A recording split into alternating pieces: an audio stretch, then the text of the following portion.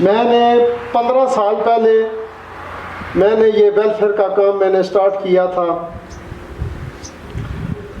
اللہ گواہ کہ 1000 روپے کا سودا میں نے لے کے اپنے اہل و عیال پہ میں نے دینا شروع کیا. یہ 15 سال پہلے کی بات ہے.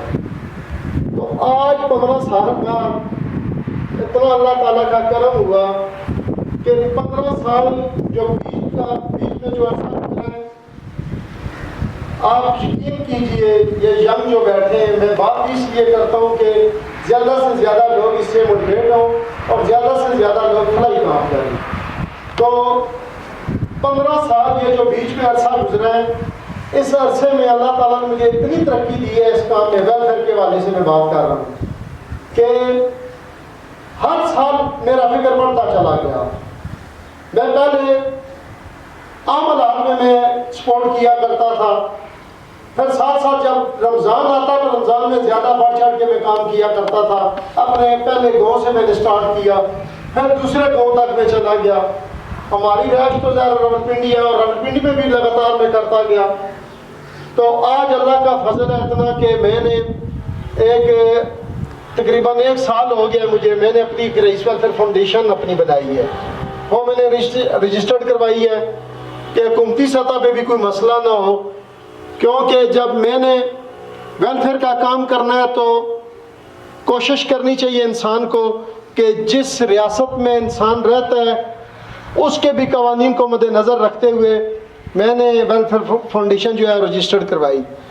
تو اس دفعہ میں آپ کو بتاؤں، یہ صرف اس لیے بتاتا ہوں کہ یہ جو ینگ ہیں ان کو یہ شوق ہونا چاہیے، یا دوسرے سے جب بندہ دوسرے کو دیکھتا ہے تو اس سے یہ بات سیکھتا ہے کہ یہ کیسے اوپر آئے.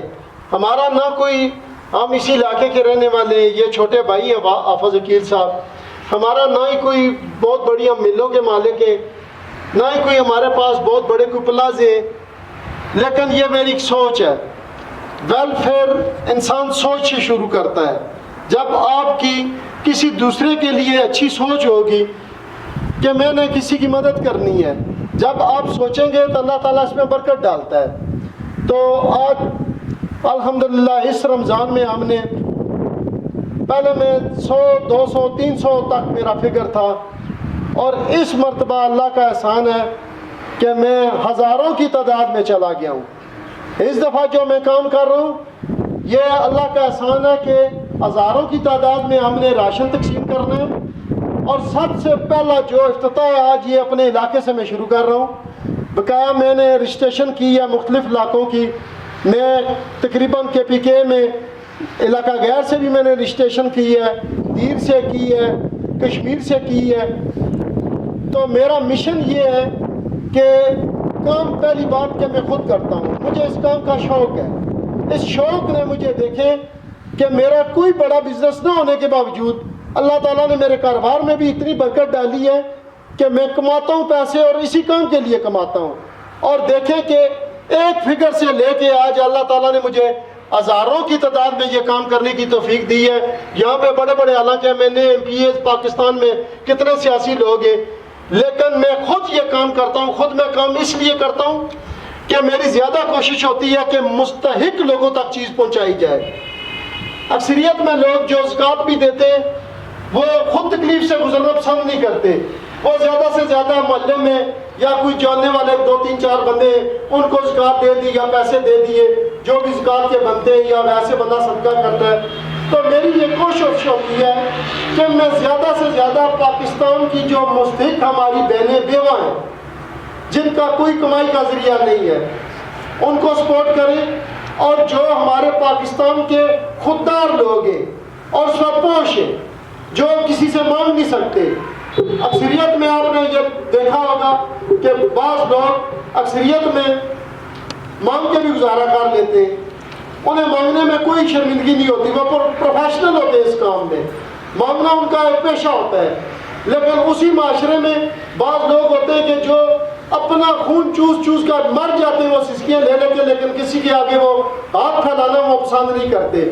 تو میری اس ویلفیئر فاؤنڈیشن کا کام ہی میرا یہ ہے کہ میں مستحق لوگوں کے گھروں تک جاؤں، ان سے میں ان کے حالات واقعات پوچھوں، اور جو ان کی ضروریات زندگی ہے وہ کوشش کروں اور ان کی پوری کروں۔ تو اس حوالے سے حافظ حکیم صاحب کو میں نے کہا تھا کہ اپنے علاقے میں آپ چیک کریں کہ جس جگہ پہ خلا ہے، جس جگہ پہ آپ دیکھیں کوئی ہماری اپنے علاقے میں کوئی ہماری بہنیں بیوہ ہیں یا خوددار سرپوش لوگ ہیں جو مانگ نہیں سکتے، ان کی آپ رجسٹریشن کریں۔ پھر آپ مجھے بتائیں، سب سے پہلا افتتاح ہم اپنے علاقے سے شروع کریں گے، کیونکہ ساڈ ایریا میں یہ پورا مہینہ پڑا ہے، ہم نے کام کرنا ہے الحمدللہ۔ تو یہ جتنے آپ ینگ بیٹھے ہو، اگر آپ نے، میں سورۃ بقرہ کی یاد پڑھتا ہوں، اس کا ترجمہ بھی کرتا ہوں، میں نے کوشش کی ہے ترجمہ قرآن پاک پڑھ کے اس سے میں نے سیکھا ہے کہ ہمارے پیغمبر نے ہمیں کیا پیغام دیا ہے، اللہ کا حکم کیا ہے، اور ہمارے جتنے بھی صحابہ کرام گزرے، اگر وہ ٹاپ آف دی نمبر حضرت ابو بکر صدیق رضی اللہ عنہ وہ ٹاپ آف دی نمبر ہے اگر امت میں، تو وہ کیوں ہے؟ یہ میں نے ان کی اسٹڈی کیا ہے ان کو کہ وہ کس لیے، اللہ تعالیٰ نے بھی ان کو بہت مقام دیا ہے اور ہماری امت میں بھی ان کا پہلا نمبر ہے۔ وہ پہلا نمبر اس لیے کہ انہوں نے اپنی جان اور مال اللہ کے راستے میں خرچ کر دی ہے، اپنی جان بھی پیش کی اور اپنا مال بھی پیش کیا۔ تو ہم ایک مسلمان ہونے کے ناطے آج ہم سب کو یہ بات سوچنی چاہیے کہ ہم کدھر کھڑے ہیں۔ اکثریت میں اپنے علاقے میں بھی میں دیکھتا ہوں، یہ مین سڑک کے ساتھ ساتھ کس طرح لوگ مارکیٹیں بناتے ہیں، پلازے بناتے ہیں۔ تو میں نے الحمدللہ میں نے شوق نہیں رکھا ہے کوئی مارکیٹ پلازا بنانے کا، تو میرا یہی شوق ہے کہ میں جتنا زیادہ سے زیادہ ہو سکے میں غریبوں کے کام آ سکوں۔ میں یہاں پہ میرے اپنے قبیلے کے لوگ بھی بیٹھے ہیں، تو میں نے جب سٹارٹنگ سے کام کرنا شروع کیا تو میں جب 150 کمانا شروع کیا تو میں نے سپورٹ کرنی شروع کر دی۔ میں نے کہا زندگی تو بہت تھوڑی سی ہے، تو اسے چاہیے کہ میں جتنا کسی کے کام آ سکوں۔ تو آپ سب کو میرا یہی پیغام ہے کہ آپ جتنے سب استاد ہیں، آپ کو بھی چاہیے اپنے علاقے میں کام کریں، اپنے اہل و عیال کو سپورٹ کریں۔ تو اللہ تعالیٰ ہمارا یہ کیا اپنی بارگاہ میں قبول فرمائے۔ اور دوسرا، جو چیزیں میں نے خود سیکھی ہیں، جن پہ عمل کیا ہے، اللہ تعالیٰ نے مجھے یہاں تک پہنچایا ہے، وہ بھی میں آپ کے ساتھ شیئر کرتا ہوں۔ نمبر 1 کہ میں نے ہمیشہ، اللہ تعالیٰ کا احسان ہے، میں نے کبھی زندگی میں شرک نہیں کی۔ مجھے اللہ تعالیٰ نے اس طرح پاکیزہ رکھا ہے، میں ہمیشہ سجدہ کرتا ہوں صرف اور صرف اللہ کی ذات کے سامنے کرتا ہوں، اور مدد بھی مانگتا ہوں صرف اللہ سے مانگتا ہوں۔ تو یہ میں آپ کو بھی یہ نصیحت کرتا ہوں کہ آپ نے زندگی میں کسی کے ساتھ شرک نہیں کرنی ہے، اللہ کے ساتھ آپ نے شرک نہیں کرنی ہے۔ نمبر 2، آپ نے ینگ جتنے ہو، آپ نے زندگی میں رزق حلال کی تلاش کرنی ہے۔ میں نے رزق حلال کی تلاش کی تو اللہ نے یہاں تک مجھے پہنچا دیا ہے۔ اور نمبر 3، کوشش کرنی ہے آپ نے جھوٹ سے بچنا ہے۔ ہمارے معاشرے میں بہت زیادہ جھوٹ ہے، ہر دوسرا بندہ جھوٹ پہ مبنی زندگی گزار رہا ہے۔ زندگی تھوڑی سی ہوتی ہے، آپ جب سچ کا تعین کرتے ہیں پھر اللہ تعالیٰ آپ کو سچ ہی بولنے کی توفیق عطا کر دیتے ہیں۔ جب لوگ جھوٹ پہ زندگی گزارتے ہیں، لوگوں کا مائنڈ بن جاتا ہے کہ جب تک ہم جھوٹ نہیں بولیں گے تب تک ہمارا یہ کام نہیں ہوگا۔ کیوں؟ وہ اللہ کو نہیں مانتے۔ اللہ کہنے سے اللہ کو بندہ نہیں مانتا۔ جو اللہ تعالیٰ کے احکامات ہیں، انسان جب ان کو فالو کرتا ہے تب اللہ تعالیٰ کو مانتا ہے۔ تو اسی پہ میں بات کو اپنی کلوز کروں گا اور آپ سے بھی اجازت چاہوں گا کیونکہ جمعے کا ٹائم ہے۔ تو اللہ تعالیٰ ہم سب کو ایسے کام کرنے کی توفیق عطا فرمائے، اور اللہ تعالیٰ ہمیں بھی اسی طرح ثابت قدم ہو کے اپنے علاقے میں بھی کام کرنے کی توفیق عطا فرمائے۔ وما علینا الا البلاغ۔ تمظلم غاربانو پسر کگدویل سنا دا یتیمو یاسرانو پسر کگدویل سنا تمظلم غاربانو پسر کگدویل سنا دا یتیمو یاسرانو پسر کگدویل سنا نهر نهر ادشی او نهر پسیگی ستڑی ستڑی وجودنا ہم پزڑ پر ہر پاسیگی چلاٹن کوي دارز او سہر پسیگی دا بکسو مسکنانو پسر کگدویل سنا چنم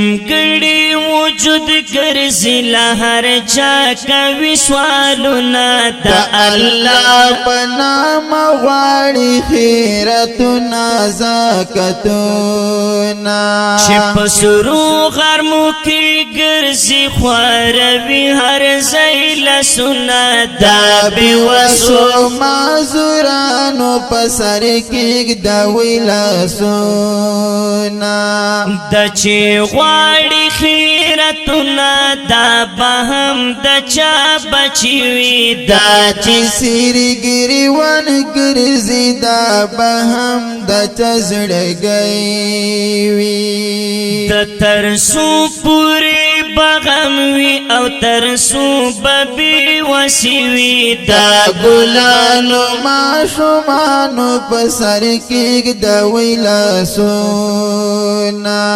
مزورانو